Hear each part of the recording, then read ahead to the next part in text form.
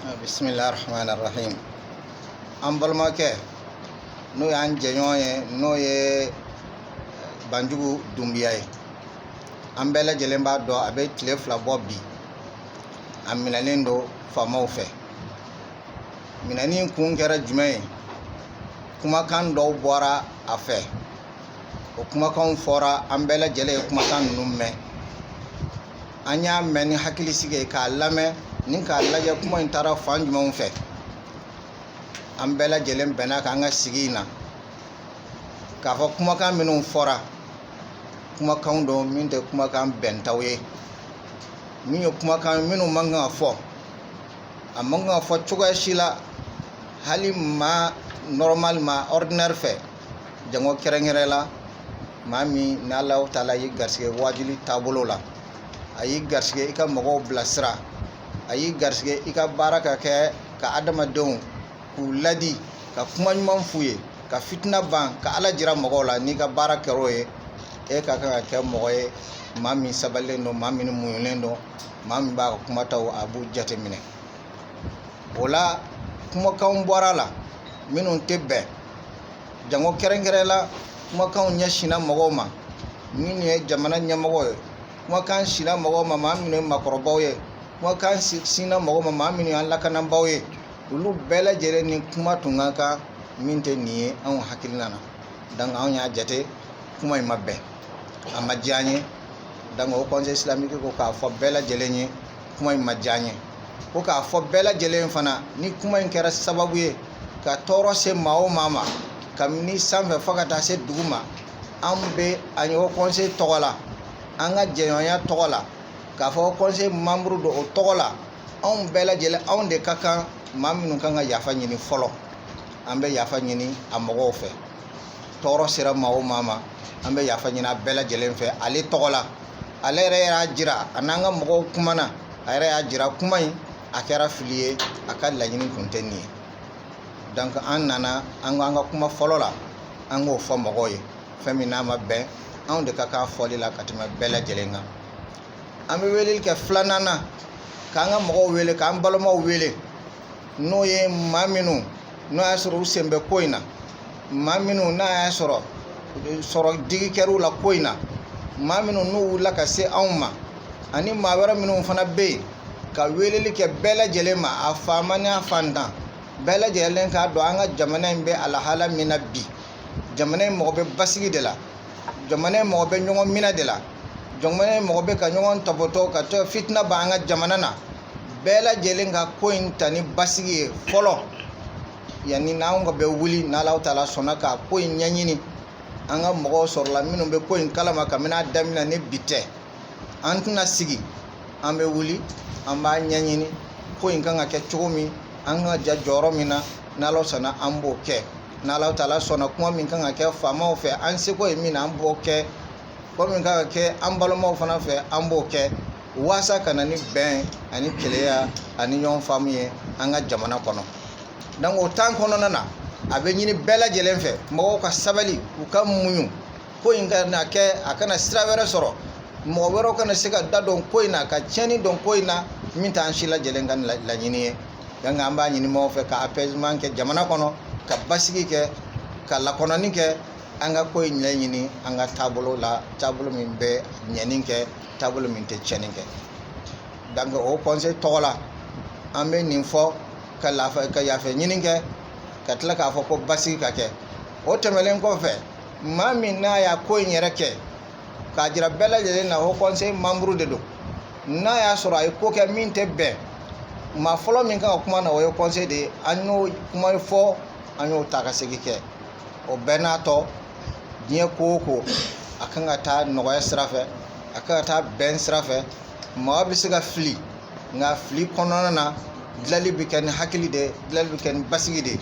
Anw dɔ don, an fana kan ka se yɔrɔ min na an bɛ se o yɔrɔw la, waasa basigi bɛ se ka kɛ ko in na, ko in kana kɛ tiɲɛni ye, ko in kana kɛ fɛn ye min bɛ mɔgɔw fitina, min bɛ mɔgɔw fujunu.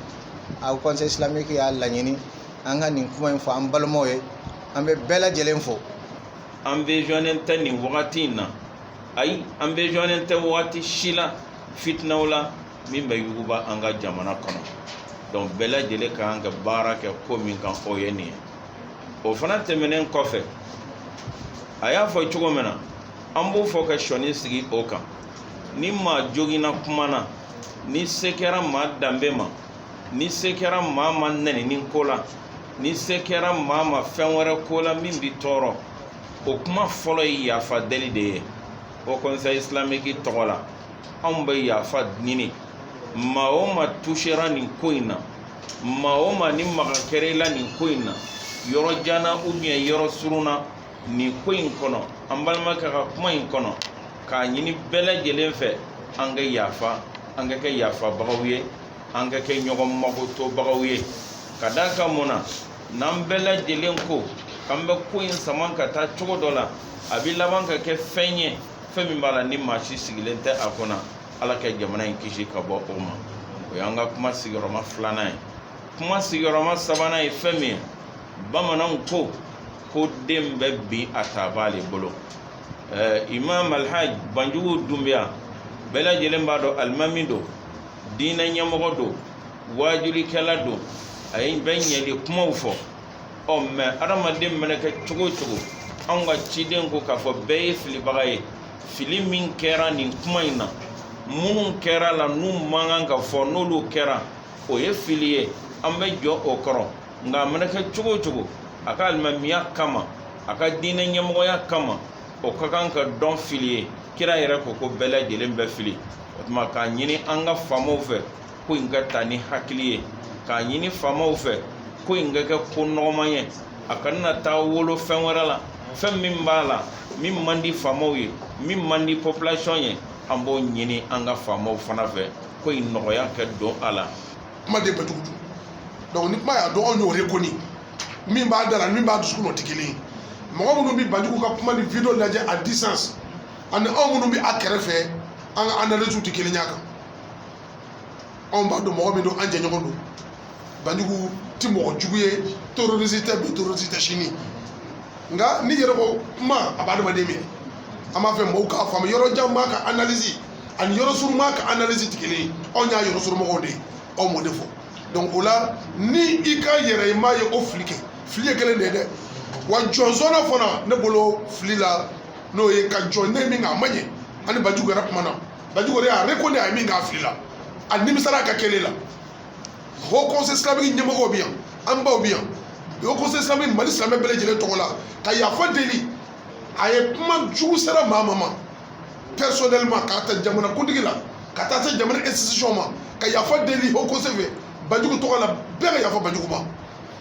Donc silamɛw bɛ se ka min kɛ Banjugu tɔgɔ la, ka yafa deli jamanadenw fɛ, ka yafa deli jamana ɲɛmɔgɔ fɛ, ka yafa deli jamana ɲɛmɔgɔ furumuso fɛ, ka yafa deli a ka denbaya fɛ.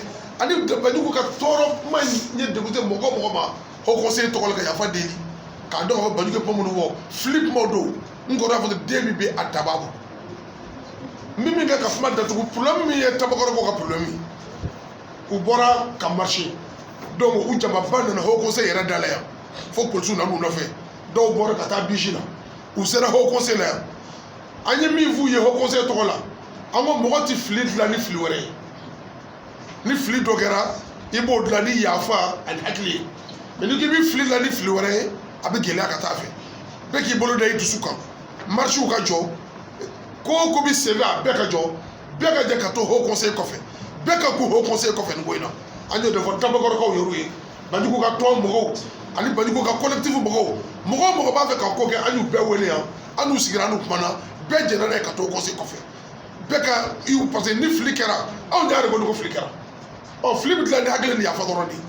Donc u bɛɛ ka jɛ n'o ye ka u to haut conseil kɔfɛ, marchiw ani réunion ani ko o ko bɛ yen, jamana bɛ degun kɔnɔ, an kana fɛn wɛrɛ fara a kan.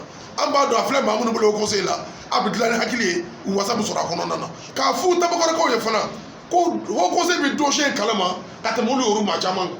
Haut conseil islamique du Mali laadatigiw ko nana jamana kɔnɔ, fɛn fɛn nana jamana kɔnɔ, anw de donna bɛɛ la. Maa wɛrɛw ka kungo wulila min ka gɛlɛn ka tɛmɛ nin kan. Gundo ni bangela anw ye yafa deli maa tɔw ye. K'an sen don maa tɔw ta la. Attention bɛ se ka fa cogo min, fanga niveau la, population niveau la, syndicat ka niveau la, couloir ka niveau la. A n'a fɔra ko tuuru sera anw yɛrɛw ma bi, an fana mago bɛ jamanadenw ka solidarité la. Parce que anw de da bɛ don tɔw bɛɛ ta la. n'a fɔra ko an fana ka mɔgɔ dɔ fili la fili ye tiɲɛ ye nka a seginna kɔ a ye yafa deli n'a fɔra ko o maa tɛ se ka kuma o fana na o fana ka gɛlɛn dɛ donc o de y'a to a bɛ k'an bɛɛ ka devoir ye a donnen ko fili don ka yafa deli bɛɛ fɛ ko silamɛki fɛ Banjugu tɔgɔ la bɛɛ ka yafa Banjugu ma k'a dɔn k'a fɔ fili de kɛra segin tɛna kɛ fili min kan o tuma na an ka jɛ ka dugawu kɛ jamana Ala k'a basigi jamanadenw an b'a ɲini k'o yɔrɔ fana faamuya anw ka devoir don an ka wuli ka jɔ Banjugu ye o de ye nin sigi kun ye objectif ye o dɔrɔn de ye ka yafa kuraya anw kun y'o ɲini an y'o ɲini Haut Conseil yɛrɛ niveau la texte la sanction bɛ an y'olu bolo an y'olu bɛ se ka Banjugu sanctionner anw bolo ni ko kun nana nasira la a kun tɛ se nin bɛɛ yɛrɛ ma Haut Conseil kun bɛ se ka réunion kɛ diinɛ sira fɛ n'i ye nin ɲɔgɔn na kɛ sanction min kan ka tɛmɛ ma ka bɛn Haut Conseil ka statut n'a ka réglementaire de ma o bɛ se ka kɛ o boli yɔrɔ bɛ yen Banjugu yɛrɛ ye o commission de contrôle bamuru dɔ ye Banjugu b'a dɔn ko n'i fili la ne ma ni fili ɲɔgɔn na kɛ sanction min kan Banjugu yɛrɛ b'o dɔn anw bolo nin ye diinɛ ko dɔ ye diinɛ ka fili don a bɛ se ka corriger diinɛ birifini kɔnɔna na donc o la mais ni ko jɛngɛnna a dilanli bɛ gɛlɛya mais a bɛ dilan ni hakili ani kodɔn ani yafa ye anw b'a dɔn an bɛ ka kuma maa minnu fɛ maabaw don kodɔnnaw don jamana bɛ kodɔn dɔ ni maabaw de bolo fɛn fɔra jamana ɲɛmɔgɔw ma min ka jugu ni nin ye an b'a dɔn u b'a kun u bɛ fɛn supporter min ti nin ye anw dalen don la donc jango diinɛ sira la an filila an dalonna o ka mɔgɔ tɛ ka Banjugu ye Haut Conseil Islamique Jubal tɔgɔ la Cheikh Sow Danda tɔgɔ la Mali silamɛ bɛɛ lajɛlen tɔgɔ la k'u ka yafa Banjugu ma an ka nin ko in dilan ji jukɔrɔ